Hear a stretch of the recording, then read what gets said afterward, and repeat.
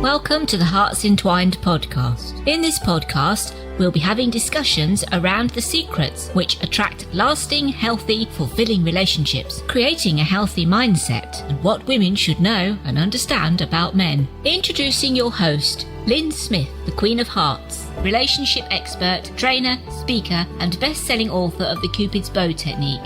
Lyn's mission is to have a positive impact in reducing divorce, domestic violence, and suicide.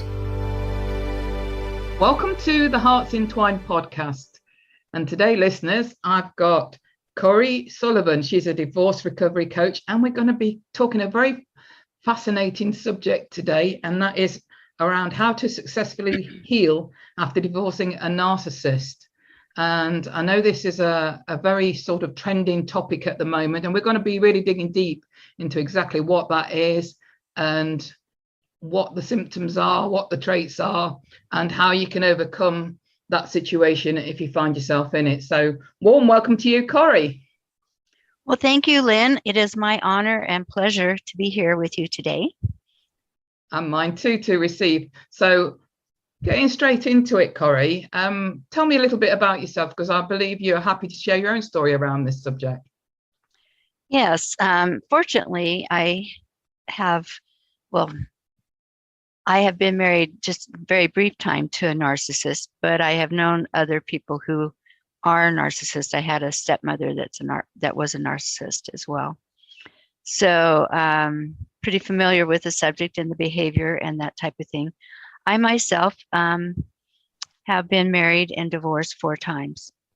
My first marriage was 10 years. I had 2 beautiful daughters, but we were so opposite of people.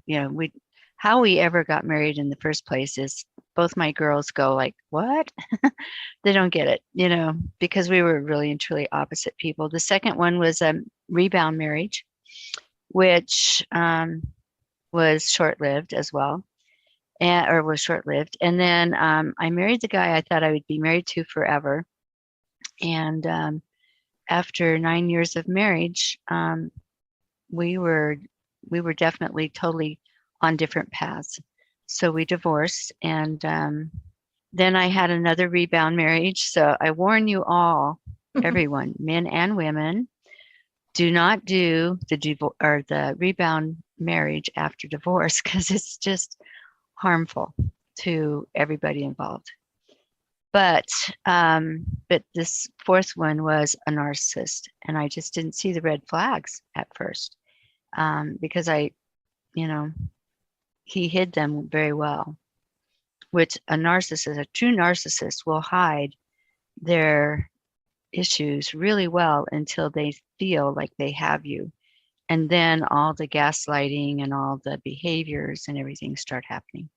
Right. So let's explain for the benefit of the audience then. Let's get clear on what are narcissistic traits. What is the true definition? Because, we were speaking a little bit off air and discussing that, quite often people are quick to label their partners a narcissist when actually they're not actually. It's just probably right. Some sort of trait that doesn't actually make them a narcissist.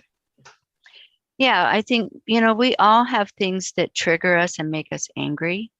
And so if you are with someone that has, does get angry, like maybe they've had a bad day at work, or maybe finances are really challenging right now, or, just all kinds of things that trigger people, and they become angry as a result of that. That is not a narcissist.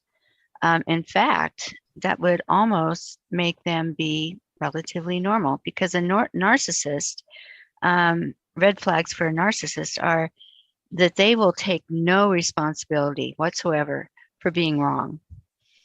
It is always your fault, or the other person's fault, or somebody else's fault, or the situation's fault. It is never their fault. They take no responsibility ever. They spin the story to make you out to be the bad person in the relationship, like you're overbearing, or you're hard to deal with, or just all of these things. But when in fact they're just spinning the story to make you look bad. their nature is always to put themselves out there in the best person as the best person in the world, and that there is something wrong with you in order to even be thinking about leaving them, because why would you want to leave a perfect person? So there's that. Another one is they are always in it to win it. It doesn't matter what it is. If they take competition to the nth degree. So if you are in a situation where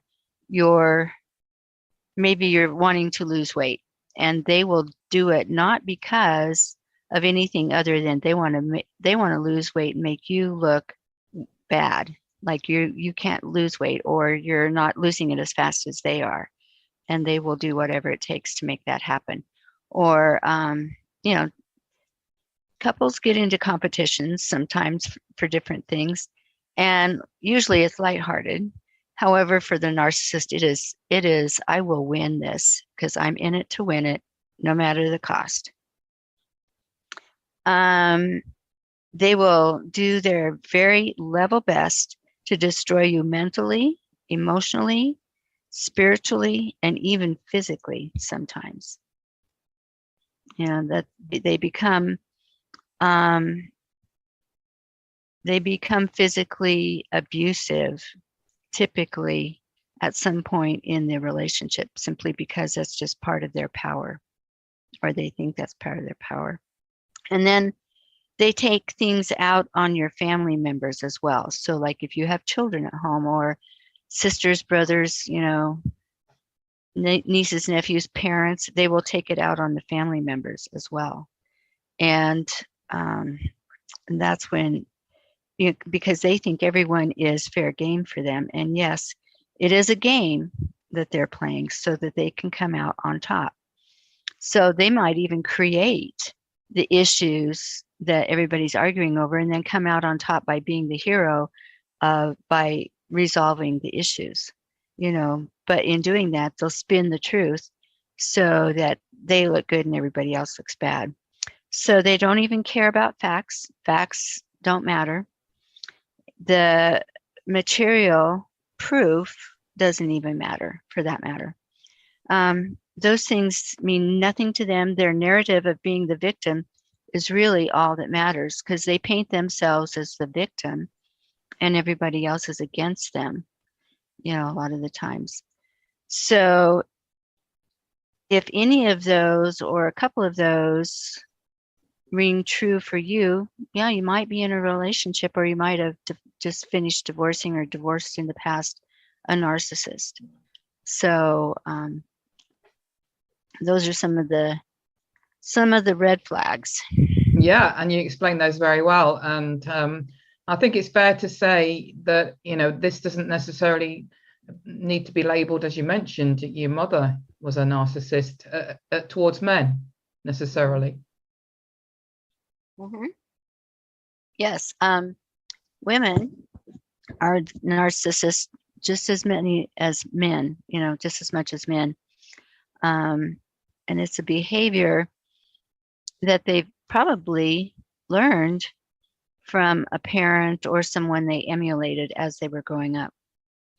So do you think that behavior can be unlearned, or do you think, some are born with it, like those traits, so to speak, and it's just who they are? I don't believe that anyone is ever born with the narcissistic traits.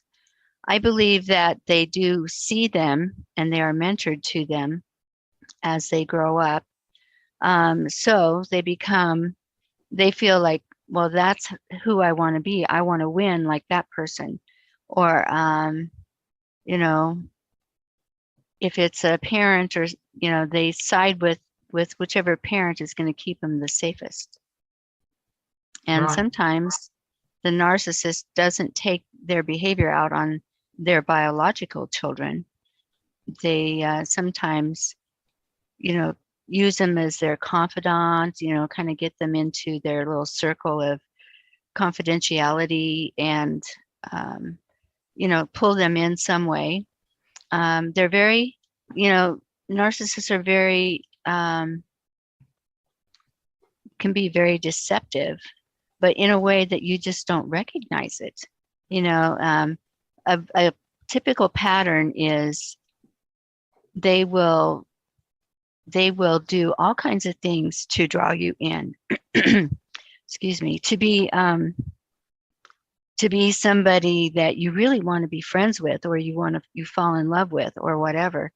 And they go, oh, I just so appreciate how you're treating me, and this is wonderful.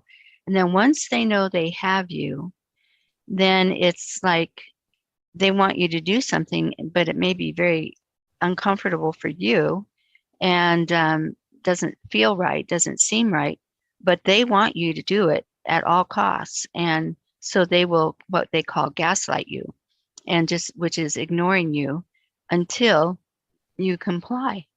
And then when you comply, then everything's rosy until the next thing they want you to do. That is a standard practice of a narcissist.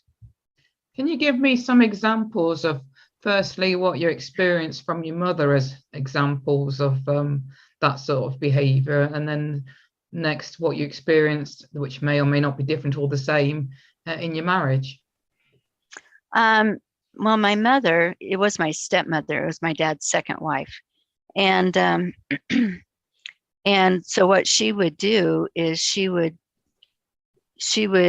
buy things for me and take me places to get my hair done. I was a senior in high school when they married, and just, did some things for me that I just had never had done for me before. And I just thought, oh, because my mother, my biological mother, had not been in the picture very much.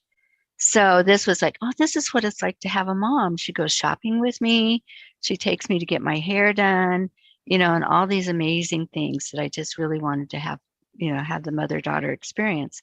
Well, once that happened, and I was comfortable in that, when I did not do something the way she wanted me to do it, or I did not comply with something she wanted me to do, she would yell at me, and then she would not speak to me for days, sometimes weeks, give me the total cold shoulder, and make me feel like I wasn't part of her group anymore. I wasn't in her good graces anymore. And until I complied, and then I was in her good graces, and then it would start all over again. How long was that a cycle for you? Did that last quite a few years throughout your sort of formative teenage years? Actually, just 1 year. I turned 18 and I moved out. So with my, sorry. No problem. Sorry about that. So you can edit that out. So with my husband, my rebound marriage, he was very charismatic. He took me places. I enjoy country dancing, and he was an excellent country dancer. And so that was always fun. We went to very nice restaurants. He brought me flowers often, and I just allowed him to sweep me off my feet. I was so not on guard at all. And we got married rather quickly after we started dating, which was the first mistake, because narcissists can't keep that persona up for very long. And he proposed to me within 3 months of dating, and in a hot air balloon. Lovely. So with a breakfast, it was early in the morning, because hot air balloons go either early in the morning or late afternoon. And they had a breakfast by a lake after being in the hot air balloon, and he proposed to me in the hot air balloon with a sign down on the ground that was in huge big letters, "Please marry me," or "Marry me, Coree." And I just thought, wow, this is the man of my dreams. I've never been treated like this. On our honeymoon, on the third night, he started an argument at 2:00 in the morning. And I woke up out of a dead sleep. He starts this argument, and I'm like, what is going on here? And And it was about something that had happened, a week before we got married. And I thought we had resolved it. I didn't think there was any issues with it. And in fact, I said, well, maybe we need to hold off on the wedding. No. It's just I have cold feet. That's all. I'm just having cold feet right now. And I said, yeah, well, me too, a little bit. So I just took that as okay. And we're having cold feet. We'll move on. And we got married. And he wakes me up at 2:00 to argue about this situation a week before. And then he doubles up his fist like he's going to hit me, and he hits the wall behind my head. And I thought, what have I done? I have never seen this personality out of him before. And then he was very apologetic after that, which is another trait. They blow up, and then after they realize that they've probably scared you a little bit. Then they're, I'm so sorry. I just am not sleeping well, or I didn't, whatever. And that was his excuse. I just wasn't sleeping well. Kind of had a bad dream.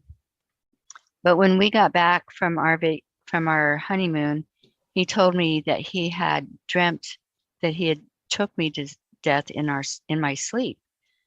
And I go, wow, that's kind of crazy. Wow, we didn't even have pizza for dinner last night, So I, inside I'm going like, what? And he had done a couple of other things on our honeymoon. And so right after that, I went down, met with my pastor and then a therapist, and then went and got the divorce papers because I knew he wouldn't give me an annulment, and proceeded to move forward on divorcing him. Wow, as quick as that.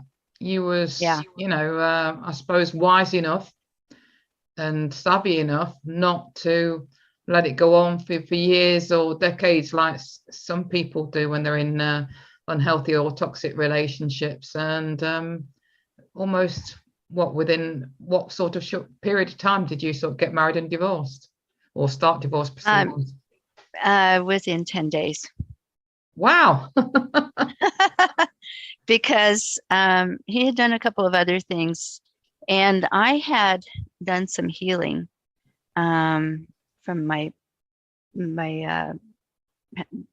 stepmother and her behavior, prior to meeting him. And so I started to realize that he was displaying full-on textbook narcissistic behavior. I had no desire to be in that relationship at all. I was not going to be anybody's punching bag. I was not going to allow anybody in my family to be a punching bag verbally or emotionally or physically. And but I was so ashamed that I had done this, gotten married and then divorced in 10 days. But I did go in and talk to both, my therapist and my pastor, and they both said, you know what, he didn't represent who he really was when you were dating. You didn't date long enough to really see who he was. So, that was, that was another admirable, because I think quite often, it's the shame and the guilt or feeling stupid that can sometimes keep us in a relationship that isn't a healthy relationship, can't it? Yes, it can. Shame and guilt are the two biggest things that keep people trapped for however long they end up, being trapped. But, you can get out of that. You don't have to be trapped.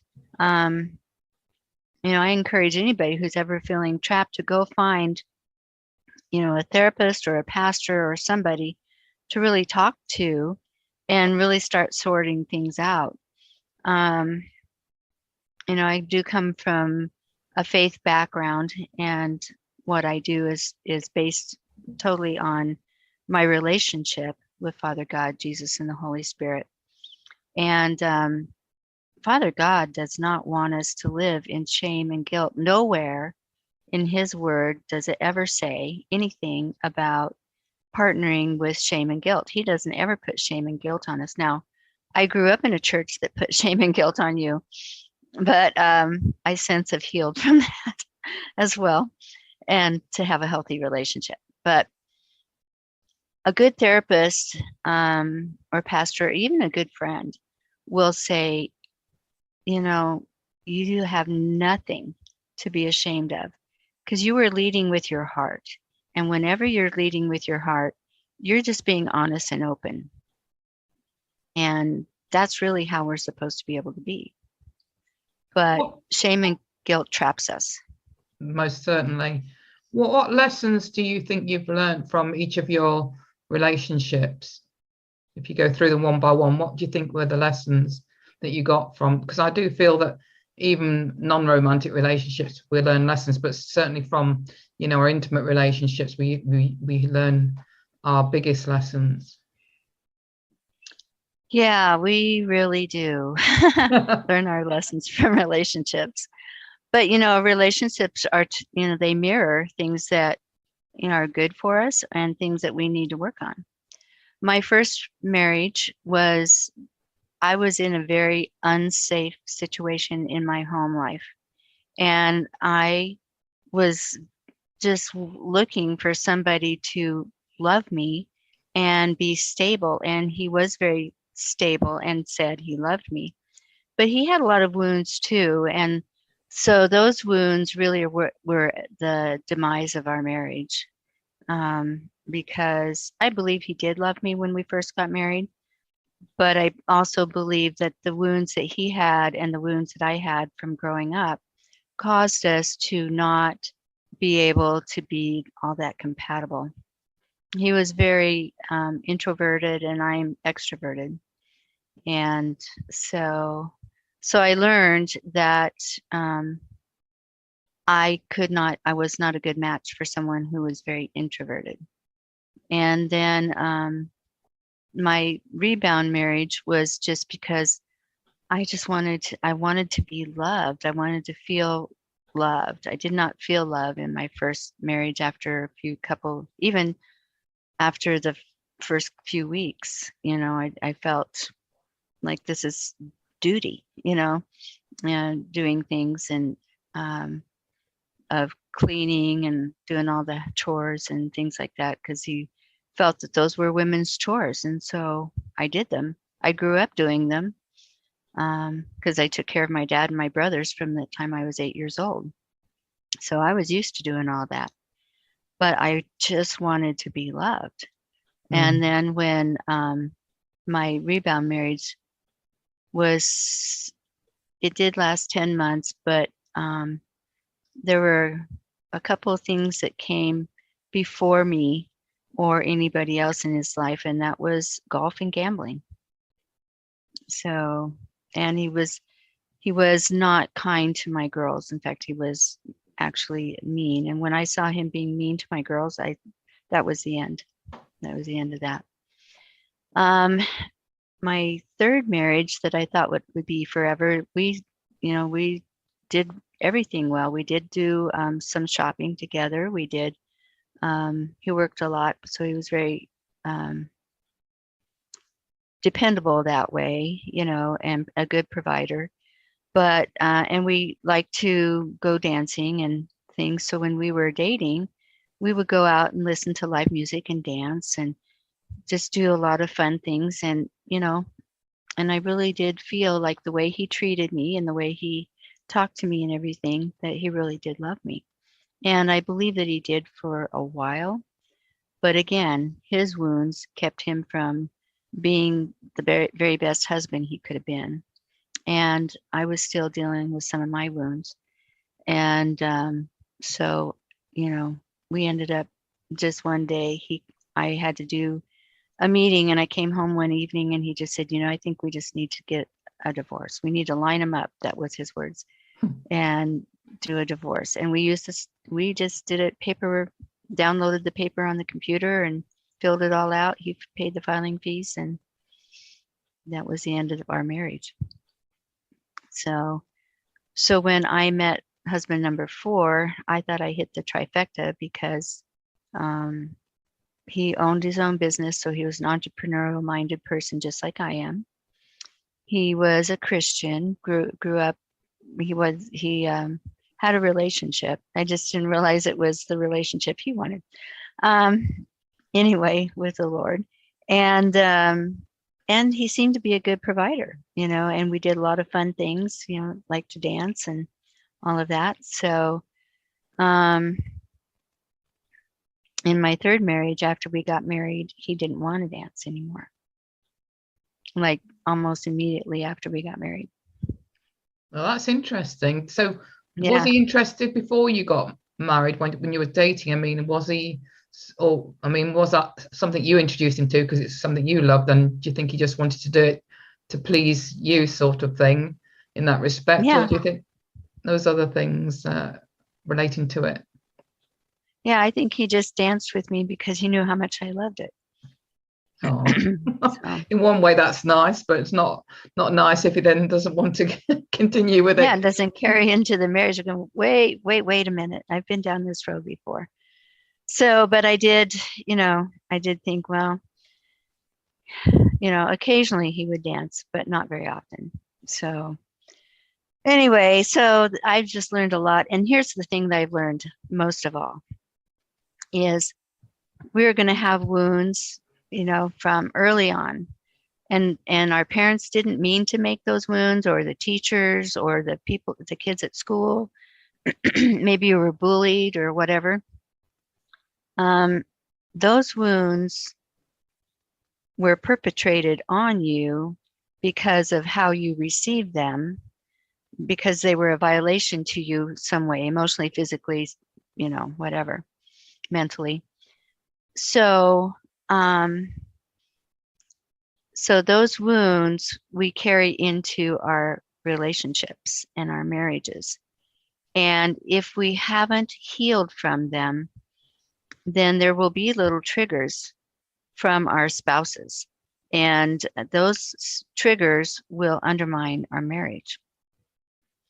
And you have a choice to work on them together, because I guarantee they have some too. Or you can let them keep you captive in your relationship and not live the best relationship that you can have. So I am a certified life coach, and one of my exciting things to do is to work with couples who are really, searching for that way of finding that healing so that they can move forward into a better relationship and marriage. So that's, I have come to understand that I need to be my very best friend. I need to be as whole as possible, emotionally, mentally, spiritually, and physically as I can before I can get into a relationship. I have now been single for 15 years and am in a relationship that I feel is probably the healthiest relationship I've ever been in before. We've gone 8 months now. Wow, well done. Woohoo! It's longer than some of my marriages. At least 2 of them. Yeah. So, but I know myself now, and I've healed from those things, so I don't trigger, as easily. And are there going to be things that come up? Absolutely, because we are human. But I know now how to deal with those things and how to make them not be a detriment to me or my boyfriend, significant other, whatever. I feel at this age to call somebody your boyfriend is kind of like, well. I know. Anyway. I understand. Yeah. I understand. Yeah. So anyway, but healing, things that are, the wounds that come to us are not our responsibility, but it is our responsibility to choose to heal from them. Absolutely. And I think some people, when they become maybe unintentionally single or are unintentionally single, because they really want love in their lives, sometimes exude that desperation and neediness, and that in itself is a red flag to yourself that is what needs healing.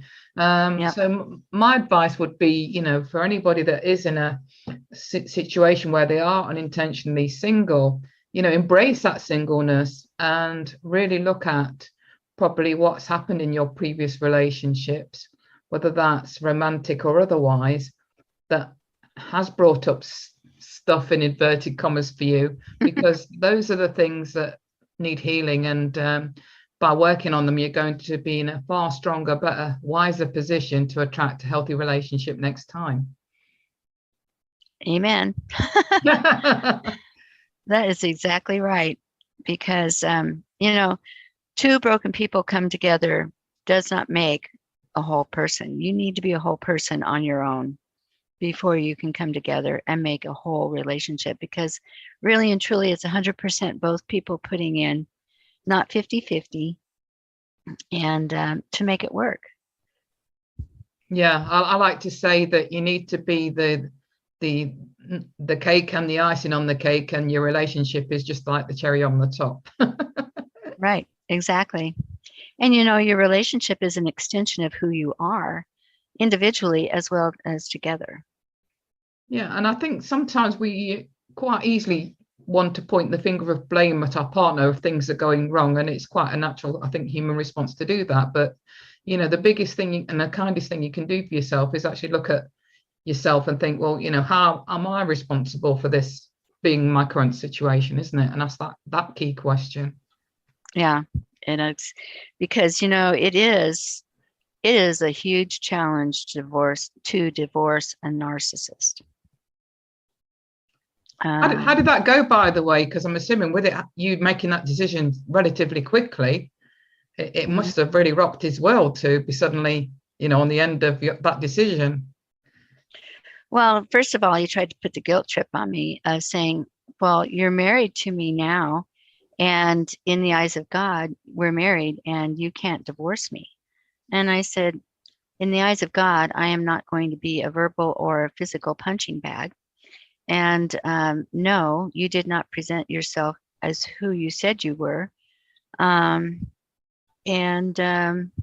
as a result, I am not now married to the man I thought I was marrying. And so I'm going to ask for forgiveness, and I feel like I've already gotten it. And, he tried every single way to guilt me into not doing it or shaming me. And then he became the victim. Well, it was, I was just not feeling myself, on our honeymoon. I didn't feel, I didn't sleep well, and all of these things. And I just said, no, that you slept just fine. But you were abusive. You were abusive. Nobody else was there, just you and I. I know you were abusive. So I am not I did not stick it out this long to be married to somebody that's going to be abusive to me. I've seen abuse. I've been abused. Not going to be part of it. Well done, you. It takes a bit of wisdom and strength to actually make that big decision, especially right early on, and not think, oh, well, I'll give him the benefit of the doubt this time and get suckered into another, potential day, week, or month, and keep repeating that cycle. Yeah, because they are very good at repeating those cycles. In fact, here where I live, when you go through a divorce, whether you have children or not, you do have to go through a mediation to see if the marriage can be repaired. And he came in, this guy was 6'1", medium build, but not a small guy, and came in and kind of hunched over. He had his business manager with him. And because he said, I just couldn't drive to this today. I had to have somebody drive me today. And, playing the victim, because this has just torn me up. This has just really caused me some problems and in my health and everything. And the mediator saw right through it. It was awesome. And she goes, well, we're happy that you're here. And so, we each had our little things that she asked us questions and answered the questions. And then she just said, well, I don't see anything here that is really repairable, and I'm going to recommend the divorce. And Excellent. yeah, yeah. So she filled out her paperwork, sent it into the court, and that was it. And then about 6 months later,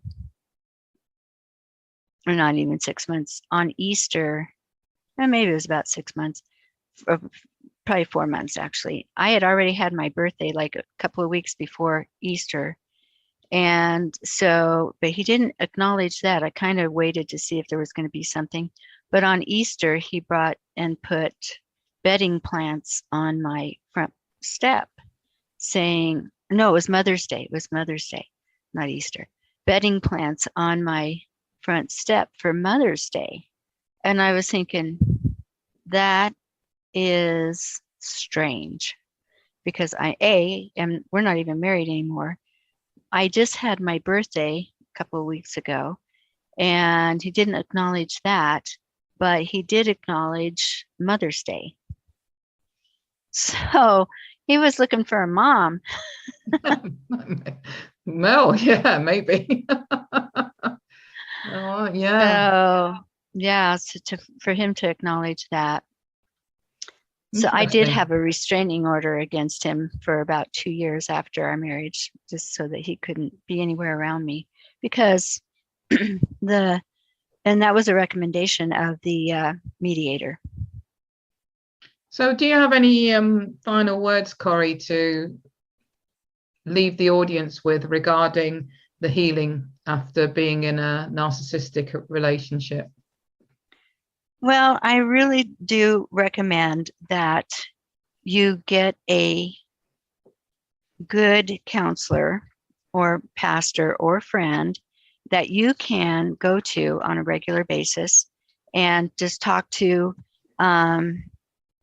You may have to, I recommend professional help, because dealing with a narcissist is really a very deep wounding, because it's so insidious. It just, they win you over, and then they start becoming your enemy at times, and you'll do anything to make them happy, which gets into that cycle. And to break that cycle, you need support. Absolutely need support. So I recommend some professional help, one way or the other. I do have a handbook that I'm going to, that can help you, give you some guidance through that process. But I do encourage you to reach out to somebody as well, because your mind will play tricks on you. It certainly does. Well, thank you so much, Coree. That's been really insightful, talking to you about this very emotive subject. And finally, I think you did say you got something for the audience to leave them with a gift of some sort. Yes, it is a free handbook. It's Divorcing a Narcissist. And you can find it at http://narcissistmarriagerecovery.info/ and I will send you that link, and you can put it with the podcast. So, because that's kind of a lot. It is a lot, and I'll make sure, as the audience always knows, that information, together with Coree's other contact information, is included in the description and show notes, so that anybody that wants to click on that and get that free product and gift. Thank you so much, Coree. Thank you. It's been a pleasure talking with you, and I just hope that anyone out there who hears this and has been or is in a narcissistic relationship, that you just love yourself enough to be able to say, I'm not taking this anymore. I'm going to get rid of shame and guilt. Because when you divorce a narcissist, you're also going to divorce the shame and the guilt that came with that relationship. Lovely words to leave that on. So thank you so much, Coree. Really appreciated having this discussion today. I'm sure that it's going to ring a lot of bells for a few of the audience listening today, and trust that that's going to be the start of them making that decision to reach out and get themselves removed from that situation. Amen. So Thank you again, Lynn. It's been lovely. You're very welcome. So it just leaves me to say, true love starts with opening our hearts. And until next time, goodbye for now. Thanks for listening to the Hearts Entwined podcast.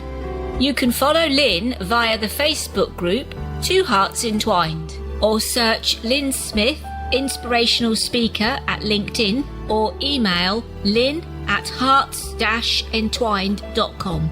That's LYN@hearts-entwined.com. Remember, true love starts with opening our hearts.